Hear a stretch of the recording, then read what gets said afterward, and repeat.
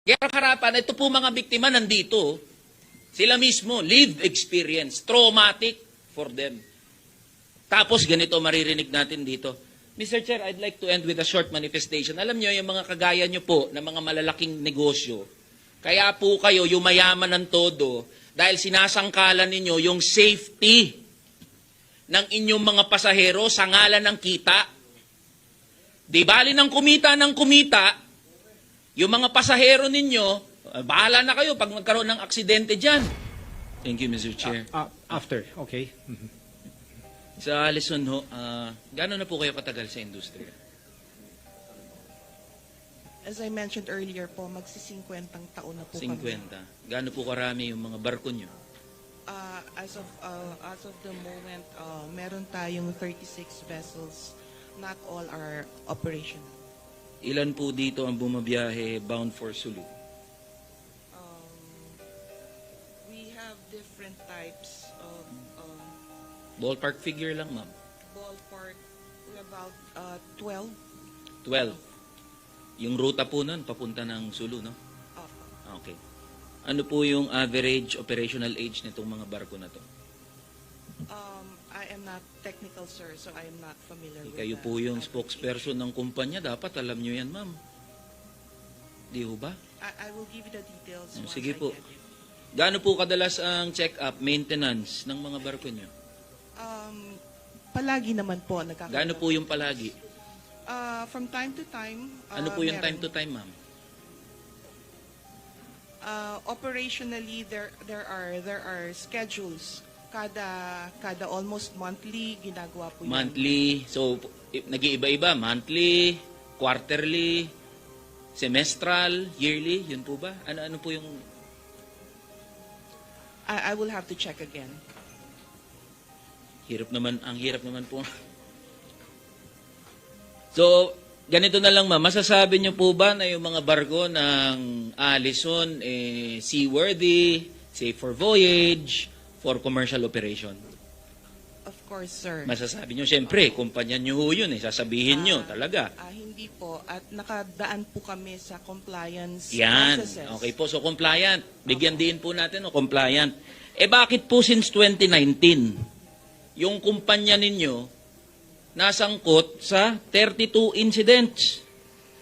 Kasama na dyan yung sinabi ng DOTR at yung MV Lady Mary Joy 3 noong 2023. 31 ang namatay. At may tanong po tayo sa Marina. Bakit kung ganito nakadalas yung mga insidenteng kinasasangkutan itong kumpanyang to, bakit ngayon lang nasuspende operation ho nila? Paulit-ulit na nga na nasasangkot sa iba't ibang insidente. Bakit ngayon lang po nasuspende ang operation ng Allison? Kung Eli, who do you want to answer? Marina? Marina po, Okay, kung sino sige. man po. Okay, thank you. Yes, sir. Early on, there was already a suspension on Mary Joy. However, again... Sir, pakilapit lang yung mic. Thank you. Yes, sir. There was already a suspension made in Mary Joy. I'm not privy on the earlier on incident, sir, no? Because I'm not yet... Ang punto ko ho, itong kumpanya na Allison, madalas nasasangkot sa iba't ibang insidente. DOTR na nagsabi, since 2019, 32 incidents. So bakit pa rin pinapayagang maglayag yung ganyang kumpanya na sangkater ba yung mga insidenteng kinasasangkutan? Sir, perhaps I will... kasi po, I'm not privy on the incidents before, but again, that's 32. The actual number is 26 actually. There are double entries lang po ang... May double entries. Kahit na 32, 26, o Yes, kung sir. ano pa man. I agree with you that kailangan na po siguro i-suspend. Sinabi ko nga kanina, systemic na po yung nangyari Yes. ngayon. So I think... Thank you, magkakaroon po- Deputy Administrator. Ang pinupunto ko lang naman ho, kung hindi nangyari, itong insidenteng to, yung Allison na yan, tuloy-tuloy pa rin na makakapaglayag. Di ho ba? Nag-agree po ba kayo dun? Sir, Sasabihin niya ng Allison, our ships are seaworthy, safe for voyage. Andyan ho mga biktima, oh. Tapos sasabihin nyo, safe for voyage? Kung Eli, siguro isa rin dapat tanungin itong Orient Register, yung Local Classification Society. Dahil sila ang supposed to being nag-check ng Tama. kung seaworthy. So, Tama, Mr. Chair. what's your comment? Kayo ang taga-check, di ba? Yes, sir. Oh, sagutin mo. According sa survey report, sir, the vessel is seaworthy. So, The vessel is- siguro dapat palitan na kayo eh. Mr. Chair, gusto ko lang diin, ano? Seaworthy. Narinig nyo si Vice Gov kanina. Ilang beses na nagre-reklamo. Sinusumbong yung itsura, quality ng mga barko. Marina, walang ginagawa. Kayo sinasabi nyo, okay naman, seaworthy. Pag kayo sumakay dun sa barkong yon, sasabihin nyo, seaworthy? Nanggagaling yung punto de vista namin sa mga ordinaryong Pilipino, mga manggagawa na sumasakay dyan sa mga barko ng Alison. Tapos ang sasabihin sa mga pasahero, seaworthy, safe yan. Eh kayo nga mismo eh. Baka pag pinasakay kayo dyan, baka hindi nyo sabihin, baka lumubog to, maya-maya. Yun yung pinanggagalingan. Ngayon, kung hindi nangyari tong insidenteng to, eh di tuloy-tuloy pa rin yung Alison. Ganun lang naman kasimple yun eh. Alam mo itong classification society na to, simple lang naman eh. Pag ikaw nadapa sa isang lugar, iingatan mo na ang sarili mo na hindi ka madapa. Eh ilan ng beses nagkaroon ng insidente? So ano ibig kong sabihin dito? Dapat lalo nating ginagawa yung role natin na checkin yung mga sasakyan. Ako, I stand by my opinion that Allison vessel was not intended for that open sea. Pinayagan natin maglayagan doon. Because ang original, yan Antonia. Yung original tickets na binili nila is pang Antonia. Kaya ngayon, ako, I can conclude, kaya sobra-sobra we were expecting yung Antonia ang sasakay. You know, it pains me to have this hearing. Thank you. Thank you, Mr. Chair. Tama po yun. Dito tayo sa crew qualification. Ma'am, ilan po ang mga manggagawa ng Allison?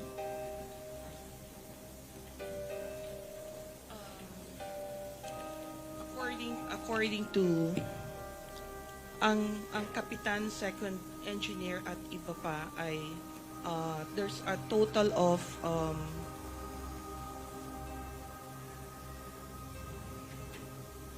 crew and technical people 24. Total po yan. Yan po ba yung bumabiyahe doon sa... Yun po yung Okay po. nakasakay. Ilan po ang safety officer ng Allison sa mga rutang bumabiyahe pa Sulu? Lahat naman po ng mga lisensyadong sumasakay ay trained to be on the safe. Sa Marina po, Deputy Administrator, ilan po ba ang... Allow me po, pwede po bang pa-educate ako? Kung per ship, yung passenger ship, ilan ang safety officer na dapat nandoon? Depending sa size po at Depende. saka depende Para po sa trading. size nung, yan, yung MV Tricia Kirsten, ilan po ang dapat na safety officer? I'll check po.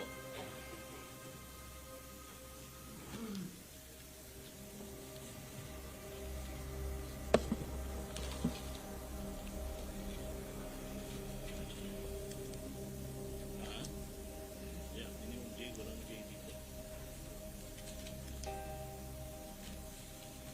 Sir, per our manning certificate that was issued to the vessel, 11 po. Okay po. Mr. Chair, gusto ko lang itanong, meron bang mga safety officer dito ng Allison na present? Wala po. Sige ho. So, papaano po tinitiyak ng Allison na qualified yung inyong mga crew? Pagdating po dito sa mga safety procedures. Sir, per requirement po ng Marina, they are Okay. always being they are required to be trained to undergo training. Every kailan po to? I'm not sure kung Sa Marina po, gano katagal po? Every 3 months? Depende po sa kanilang rango. Ngayon, kung hindi po sila sumasakay beyond 3 years, magre-refresher or retraining sila. But then if they are currently na nandun, unless na meron kaming dagdag na regulation to have competence training, may dagdag po yun. Pero kung sila ay nandun naman, continuously serving the vessel, tuloy-tuloy po yun. Kasi it seems like, ito pong nangyari sa MV Tricia Kirsten, parang wala pong competent enough na crew pagdating sa safety procedures. Mabuti na lang ho yung marshal ho natin ng Philippine Coast Guard, talagang sinuyod. Batay ho dun sa mga kwento, kanina ko pa po pinakikinggan Baka nauna pa yung mga crew na tumalon So, nasaan yung mga safety officer? Paano nyo tinitiyak ho yung safety procedures diyan ho sa mga lumalayag na mga barko? Doon naman po tayo sa, kanina pa po ito binibigyang diin, ito na rin po, patapos na ako Mr. Chair, dito sa mga safety equipment. Di ho ba merong Certificate of Inspection, yung Passenger Ship Safety Certificate? Taon-taon ho ba to, Deputy Administrator? Yes, sir. After inspection, then we will issue the safety Okay. certificate. So, ma'am, sa Allison, alam niyo po ba yung lifespan ng mga inflatable components, halimbawa sa life jacket? Sir, that's quite technical. I'm not Okay. familiar. So, for the information po, every 3 years, napakinggan po natin yung sinabi ng mga pasahero, ng mga biktima. Biruin nyo, nakalock pa mismo. Tapos sira-sira yung mga life jacket. Tapos kanina ma'am, kaya kanina gusto ko mag-interject kasi pinanindigan nyo po na compliant. Naiintindihan ko po kayo ma'am, sasabihin ninyo compliant ang Allison. Pero nakita nyo sa video, walang mga life jacket. Tapos ipagdidiinan nyo dito ng kumpanya ninyo na compliant kayo. Hindi man lang ho tayo nagkaroon ng hiya sa mga pasahero. Walang life jacket, may bata, may baby na namatay.